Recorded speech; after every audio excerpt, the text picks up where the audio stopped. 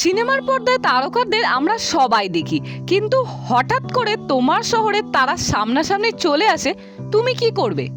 ঠিক এমনটাই হলো আমার সাথে চন্দননগরে। চন্দননগর সিনেমা হাটে সেদিন ছিল অন্যরকম একটা দিন। রক্তবীজ সিনেমার প্রমোশনে একসাথে হাজির হলেন অঙ্কুশদা, কৌশানীদি, আবিরদা, কাঞ্চনদা, আরও অনেকে। আমার বাড়ি তো চন্দননগরে, তাই ভাবলাম এমন সুযোগ যদি হাতছাড়া করি সেটা হবে সবচেয়ে বড় ভুল।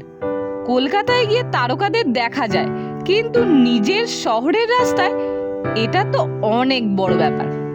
তাই ভিড় ভেদ করে আমি গিয়েছিলাম কাছ থেকে একটু হলেও দেখবো বলে। যখন কৌশানীদি মঞ্চে এলো, বিশ্বাস করো চারপাশে যেন হাওয়া থমকে গেল। এত ভিড়, এত কোলাহল, কিন্তু সবাই একসাথে তাকিয়েছিল শুধু তারই দিকে। আমারও মনে হচ্ছিল সত্যিই যেন স্বর্গ থেকে পরী নেমে এসছে। সিনেমার পর্দায় যেভাবে দেখি তার থেকেও অনেক অনেক সুন্দর লাগছিল তাকে সামনাসামনি। অঙ্কুশদা এনার্জি নিয়ে ঢুকলেন, যেন গোটা ভিড়কে এক মুহূর্তেই নিজের দলে টেনে নিলেন। আবিরদা শান্ত, ভদ্র আর কথা বলার ভঙ্গি, মনে হচ্ছিল উনি একেবারে পাশের বাড়ির মানুষ।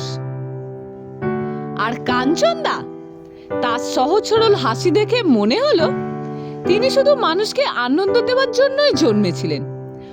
প্রত্যেকের মধ্যে ছিল আলাদা আলাদা ম্যাজিক, যেটা লাইভ না দেখলে বোঝানো যায় না।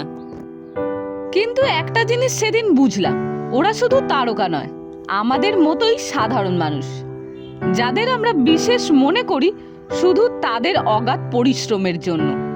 বছরের পর বছর সংগ্রাম, অভিনয় শেখা, পরিশ্রম, সব মিলিয়ে আজ ওরা এই জায়গায় দাঁড়িয়ে। তাই মনে হলো আমাদেরও যদি কোনো কাজে মন দিয়ে, ডেডিকেশন দিয়ে লেগে থাকি, তাহলে একদিন না একদিন নিজেদের জায়গায় আমরাও পৌঁছাবো। শুধু তারকারা না, ওরা আসলে আমাদের অনুপ্রেরণা। চন্দননগরের মতো একটা ঐতিহ্যবাহী শহরে এমন বড় ইভেন্ট হওয়া সত্যিই গর্বের। ওই দিন আমার মনে হলো সিনেমার পর্দায় নয়, আমার নিজের শহরের রাস্তাতেই আমি একটা সিনেমা দেখে ফেললাম। তোমার শহরেও কি কখনো প্রিয় তারকারা এসেছিল? আর এসে থাকলে তোমার সেরা মুহূর্ত কোনটা ছিল? কমেন্টে জানিও। ভিডিওটা ভালো লাগলে লাইক আর ফলো করে রেখো আরও এরকম নতুন নতুন ভিডিও দেখার জন্য।